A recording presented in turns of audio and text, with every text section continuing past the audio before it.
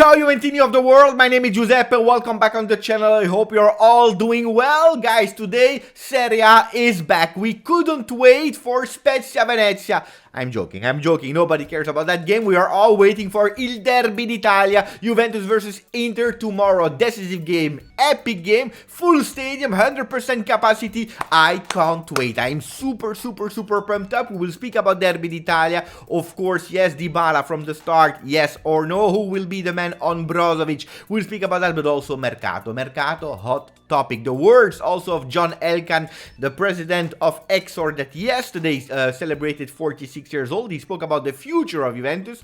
It's really important. Not only the future in terms of strategy, but also the future shirt, apparently 22-23 shirt of Juventus leaked. We'll go through that, guys. Remain on the channel. Maximum of likes. Subscribe to the channel. Notification ring on. We start after the intro.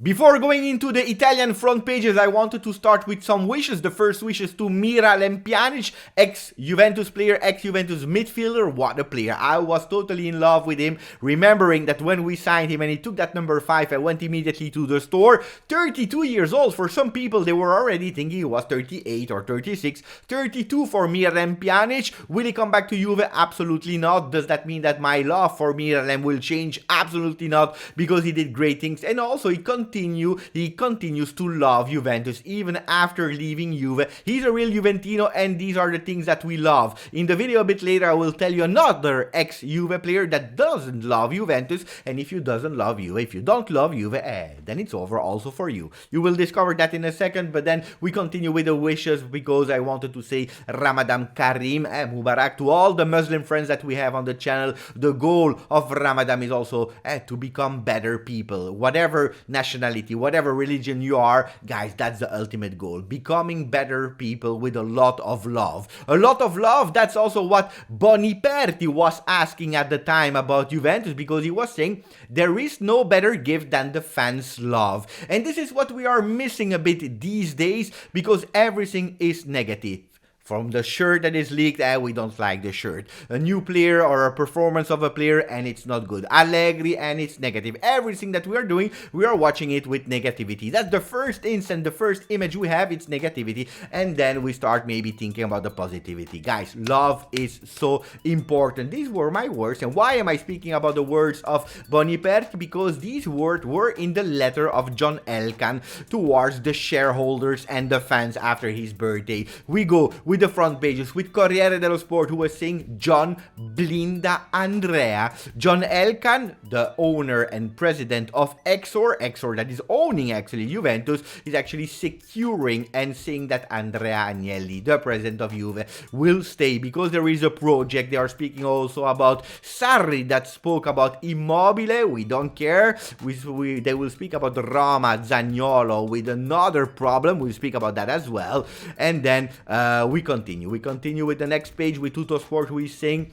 Elkann, the words of Elkann, Agnelli non si tocca. Agnelli, we don't touch him. Don't touch Agnelli, guys. Beautiful words, especially after the rumors that were saying that for next year, Lapo Elkann, the cousin of Andrea Agnelli, will become the president. After so many rumors of Andrea Agnelli out because of this. Yesterday, beautiful words of John Elkann that was confirming Agnelli. If we go into the pages, into the letter that he was writing, they were in Italian, they were saying denaro e tempo per tornare grandi. Money and time, investment, resources and time to become again the top club, as we always have been, as Juventus has been. I will read you a part of it.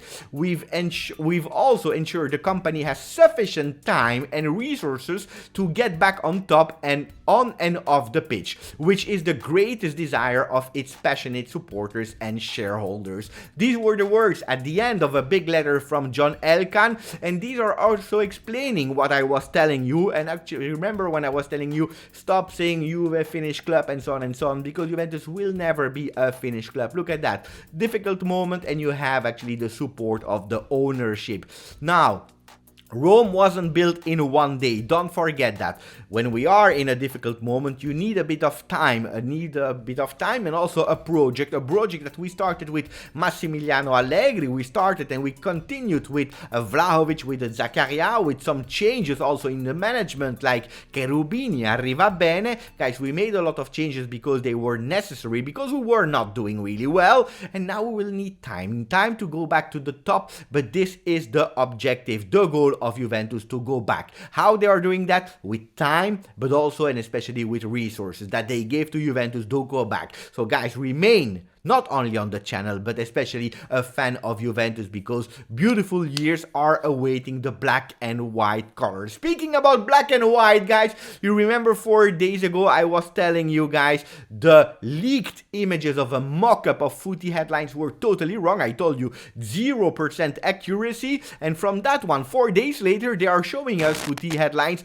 a total different shirt, a one that is actually and will make the people of Juve speak, because we know it, and when we are going a bit away from traditionality, from these solid black and white stripes, and then people, they are complaining or embracing. You have always two different people: the people that are actually adopting it really early, we call them the early adopters. They love the changes, they want to take risk, they understand the future. And then other people, and nothing is good or right, but then good or bad, but then you have the other people that are saying, no, we don't like it because it's absolutely not traditional. We want simple things. We want this solid black line. But this is the shirt that I personally really love. Hey guys, I know you will tell me, Beppe, you love everything from Juve. Probably yes. Probably it's also one of the reasons why I love the shirt. But since I'm a kid, since I'm young, I always loved innovations and taking bold risk. I really love that. So you can see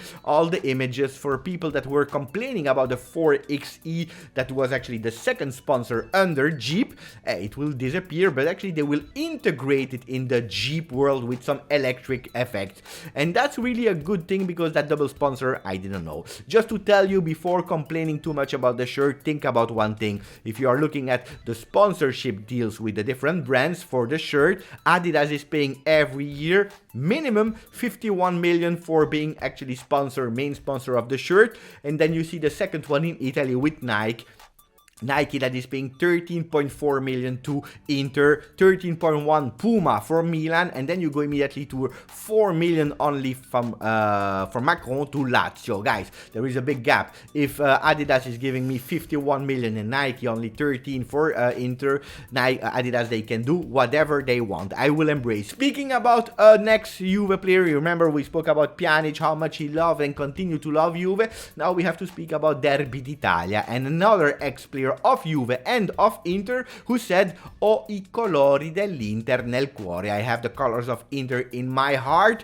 Sunday I will support for Inter. Felipe Mele. Luckily, I tell you, luckily, I don't want these kind of people around my club. Gazzetta dello Sport, Inzaghi rischia tutto. Inzaghi is risking everything. He will try to risk everything on the field, but also if, and especially if he loses and if he doesn't go to the Scudetto, he can also risk his bench. Pay attention. Who will replace him? I don't know, but we know that Inzaghi in the second part of the season really rarely he did better than the first part, actually never. So let's see what will happen there. It will be a Derby d'Italia from 1 billion, that's what they are saying in Tuttosport, in that double page, showing actually the values of both teams. We have Juventus with a value of team of 548 million, and then Inter with a value of 502 million, with the top players, Vlahovic for Juve, and then Lautaro Martinez for Inter. Guys, I really want to know from you guys who is actually the most valuable player from both teams. I'm really curious. Is it De Ligt? Is it Lautaro? Is it Vlahovic? Let me know. I'm really curious about that. We will see, but it will be a stellar game with a lot of top players. Vince chi ha coraggio. The teams that will have the balls, that will have the courage, that will be the team that will win. These were the words of Massimo Ambrosini, ex-player of Juve.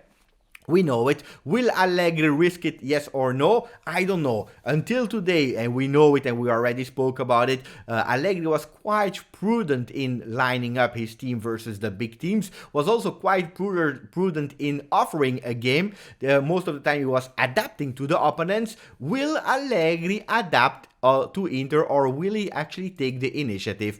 My idea, guys, it's an idea, I don't know, is that Allegri this time he will go for it. He will go for it, asking Juventus to show who we are and to take the initiative of the game. To surprise also Inter, Dybala o Morata, Brozo si Devray ni. Devray is not sure to play for Inter because we know that he's still not ready. Brozovic will be there, and the big question of everyone is what player will man mark Brozovic, because he's one of the pieces of the puzzle. We know when Brozovic is not there with Inter, they are collapsing, they are not playing well. When he's there, if you are not able to man mark him or to limit him, it's really hard to beat Inter. Will Allegri put a man like in the past Kulusevski on him, or will he say we don't care about Brozovic, we will do our own game? I tell you, pay attention to the surprise of Allegri. We continue, guys, with Paulo Dybala, that a lot of people are asking will he play or not. Yesterday Allegri tested two different lineups, one with a 3-5-2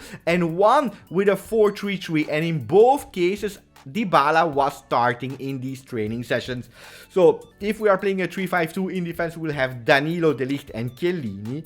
Otherwise we will see who will play, probably the 3 with De Sciglio on the left. But Dybala, I tell you, he will start. Another derby, not on the field, but then on the Mercato, because we are starting the Mercato topic on the video. Fratesi, that Inter is on top priority for him. They want him since a lot of time, but now Juventus is in the race as well. And if Inter are going for him, Juventus want even to raise a bit that offer. Why? Because Juventus is looking for, yes, young, limited cost in terms of salary, Italian possibly, and also a player that is able, and especially to play box to box and to score some goals. He already scored 4 goals with the midfield of Sassuolo, so pay attention to him. That was also sponsored by not only Allegri but also Claudio Marchisio. Another one that is able to score some goals from the midfield is Sergej Milinkovic-Savic, but I think that we can say already goodbye to Sergej. Why? Because apparently there is an offer of 60 million from Manchester United for the Serbian player. It's a pity, but it is what it is. Another idea, new idea, is Carlos Soler from Valencia.